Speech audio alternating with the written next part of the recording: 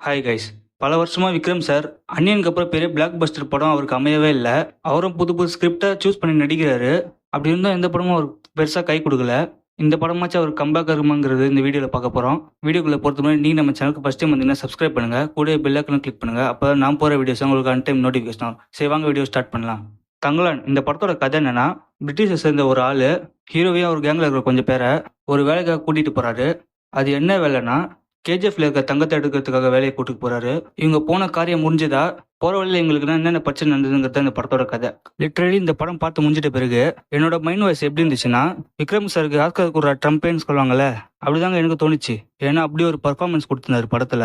எனக்கு தெரிஞ்சு இந்த படத்து மூலமா விக்ரம் சார் நேஷனல் அவார்டு வாங்கிடுவார்னு நினைக்கிறது ஏன் கன்ஃபார்மாவே சொல்லுவேன். ஒரு பக்கம் விக்ரம் சார் ஹீரோனா, இன்னொரு பக்கம் ஜி பிரகாஷ் சார் இன்னொரு ஹீரோன்னு சொல்லலாம்.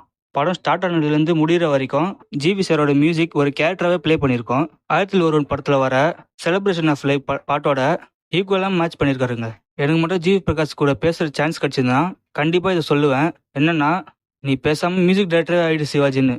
இந்த படத்துக்கு முன்னாடி பாரஞ்சித் படங்கள்லாம் சானா தான் மியூசிக் பண்ணிட்டு இருந்தாரு. இப்போ அவர் விட்டுட்டு ஜிவி பிரகாஷோட கலெக்ட் பண்ணியிருக்காரு. இன்டர்நெட் ஃபுல்லாகவே இது பெரிய கான்ட்ரவர்சியாக இருந்தது.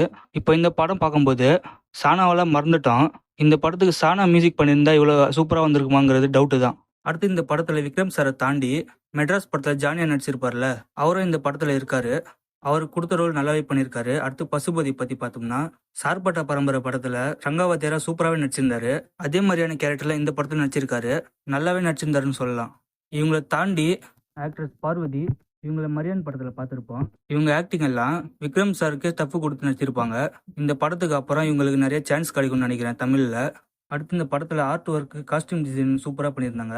இந்தியாவோட ஃப்ரீடம்க்கு முன்னாடி எப்படி இருந்ததோ அந்த காலகட்டத்துக்கே கூட்டிகிட்டு போயிட்டாங்கன்னு தான் சொல்லணும்.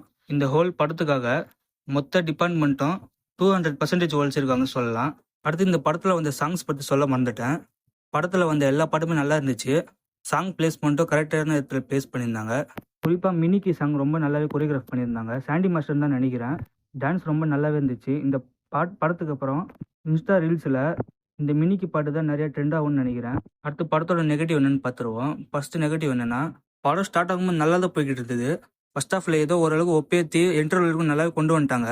ஆனால் செகண்ட் ஹாஃபை பொறுத்த வரைக்கும் அப்ஸ் அண்ட் டவுன்ஸ் எதுவுமே இல்லாமல் ஃப்ளாட்டாக எடுத்து வச்சிருந்தாங்க. செகண்ட் ஹாஃப் அவ்வளோ ஸ்லோவாக இருந்துச்சு.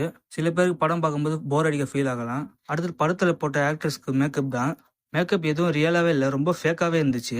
மேக்கப் கொஞ்சம் பார்த்து நல்லா பண்ணியிருக்கலாம், மிஸ் பண்ணிட்டாங்க. எனக்கு தெரிஞ்சு இந்த படம் எல்லாருக்குமே பிடிக்குமான்னு கேட்டிங்கன்னா கண்டிப்பாக கிடையாது. சில ஆடியன்ஸ்க்கு பிடிக்கலாம், சில ஆடியன்ஸ்க்கு பிடிக்காம போகலாம். ஃபேமிலி ஆடியன்ஸ் கண்டிப்பாக பார்க்கவே முடியாது. ஏன்னா கொட்டை விட்டு தூங்கிட்டு இருக்காங்க எல்லாருமே.